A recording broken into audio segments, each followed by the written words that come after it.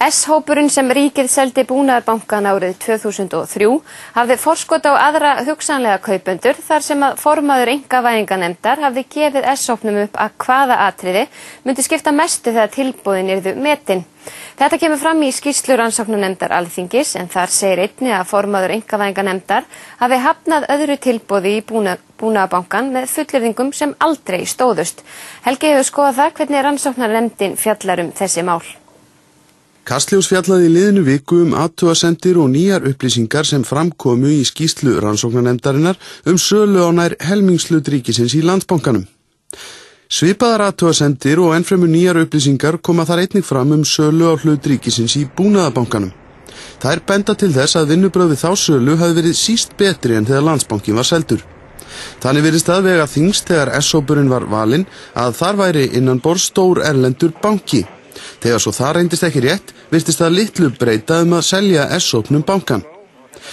Hópurinn virðist líka hafa verið einn bjóðenda að hafa upplýsingar að einkavæðingarnefnd legði mikla áherslu á aðkomu erlends banka þegar ferlið hófst. Búnaðarbankinn var líkt og Landsbankinn seldur til félags sem var að stórum hluta í eigu manna sem tengdust öðrum ríkisstjórnarflokknum, Framsóknarflokknum ýmist beint eða óbeint. S-hópurinn sóttist fyrst eftir því að kaupa Landsbankann en varð frá að hverfa eins og rakið var í Kastljósi fyrir viku. Þegar svo kom að sölu Búnaðarbankann stóð valið á milli S-hópsins og kaldbaksmanna, en í þeim hópi voru meðal annars Samherjamenn og KEA. Í skýrslunni rakið hvernig S-hópurinn var tekinn fram yfir kaldbaksmenn á þeirri forsendu að S-hópurinn væri með sterka alþjóðlega fjármálastofnun sér við hlið, Société Générale, virtan franskan banka.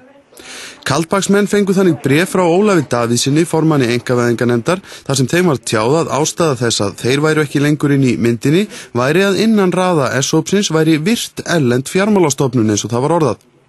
Þessi fullyrðing Ólafs gagnrýnd af rannsóknarnefndinni.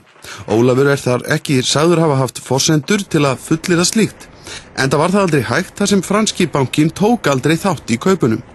Framkvæmdanefnd einkavæðingu virðist þannig hafa verið full leiðitöm í samskiptum sínu við umboðsmann S-hópsins og ráðgjafafyrirtæki einkavæðingarnefndar þegar koma þessu stóra atriði. Þannig einnig gagnrýnt í skýrslu rannsóknarnefndar að einkavæðingarnefnd hafi gefið langa tímafresti umfram það sem eðlilegt þótti varðandi aðkomu erlenda aðilans að tilboði S-hópsins og á meðan hafi einkavæðingarnefndin haldið að hinn stóri franski banki yrði með. Ekkert að finna í gögnum einkavæðingarnefndar hvers vegna nefndin ákvað að gefa þennan frest eftir því sem framkemur í skýrslunni. Einkavæðingarnefnd virðist þannig hafa staðið þeirri trú að franski bankinn óskaði eftir fresti. Það breytist þó rétt fyrir undirskrift.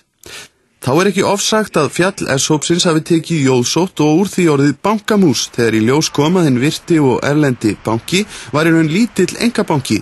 Þýski bankinn Hauck & Aufhäuser sem lesa má úr skýrslunni hafi lítið geta stutt við þekkingu og rekstur Búnaðarbankans eins og haldið hafi verið fram.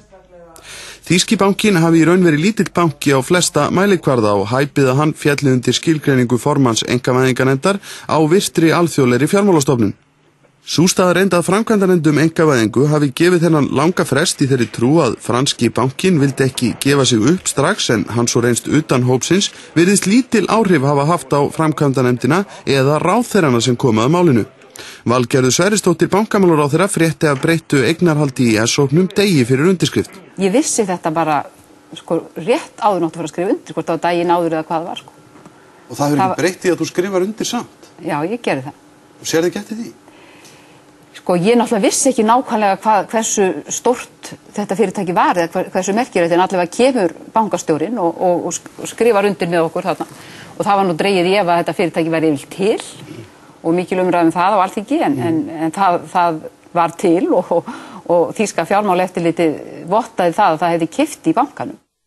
Annað atriði sem vekur óneitanlega athygli í skýrslunni og bendir til að jafnræðis milli bjóðenda í Búnaðarbankann hafi ekki verið gætt sú staðreynd að á einkafundi sem Ólafur Davíðsson, þá formaður einkavæðingarnefndar, átti með fulltrúum S-hópsins snemma í ferlinu, hafi hann tilkynnt þeim að erlent fjármagn sem kæmi að kaupum á bankanum myndi teljast plús fyrir væntanlega bjóðendur.